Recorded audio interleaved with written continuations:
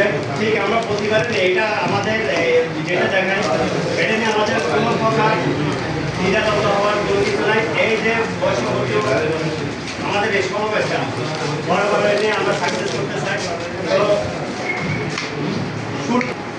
ব্যাখ্যা দিয়ে ব্যাখ্যা বিশ্লেষণ এমন করেছে এখানে আজ আমরা বলতে হয় যে নিজ নিজ দায়িত্বে কোনো প্রকার কিছু কিছু ক্ষেত্রে দেখা যায়, অনেক সময় দেখা যায় যে অমুকে দায়িত্ব দেব, সে তার দায়িত্বটা পালন করবে। দেখা যাচ্ছে দুই তিনজন দায়িত্বটা নেয়, একজন আরেকজনের উপর বলছে অমুক ভাইয়ের বিষয়টা দেখবে, দেখবে অনেক সময় দেখা যায় যে একজন আরেকজনের সাথে কোঅপারেশনের ক্ষেত্রে একটু মিসগাইড হয়। এই মিসগাইডটা যাতে না হয়, একে অপরের সাথে কোঅপারেশনটা একত্র হতে ঐক্যমত হতে হবে। তো সেই হিসাবে বলতে হবে unity is strength, unity is power, একতায় শক্তি, একতায় বল।